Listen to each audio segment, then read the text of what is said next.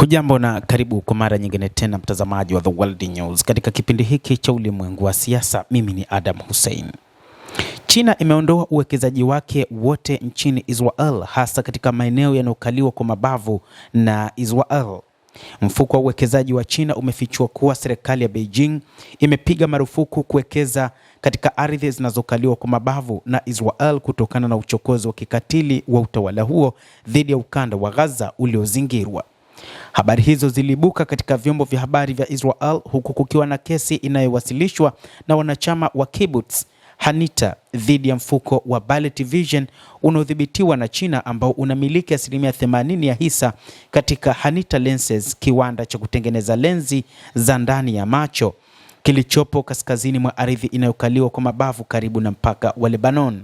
Walowezi wa Israel kutoka kibbutz wamewasilisha kesi mahakamani dhidi ya hazina hiyo ambayo inadhibiti 80% ya kiwanda cha lenzi cha intraocular kilichoko katika makazi ya kaskazini.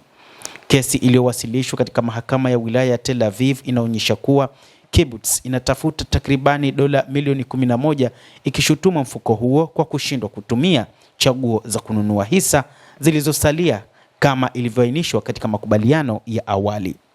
China imesema katika wakati ambapo haitakubaliana na mipango ya Israel ni kuendelea kuteka maeneo katika ukingo wa magharibi na maeneo mengine katika nchi ya Palestina.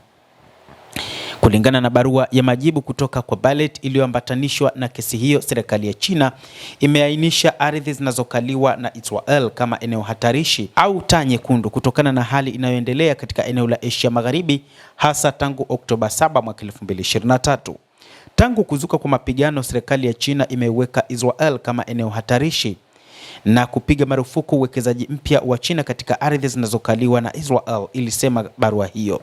Barua hiyo zaidi inasema kuwa hadi kizuizi kitakapoondolewa, shughuli hiyo haiwezekani pia.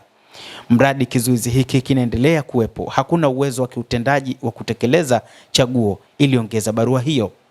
Kando na marufuku ya serikali ya China ya kuwekeza katika maeneo yanayokaliwa na Israel, barua hiyo inaeleza kwamba Hanita Lenses ilipata hasara kubwa kiutendaji.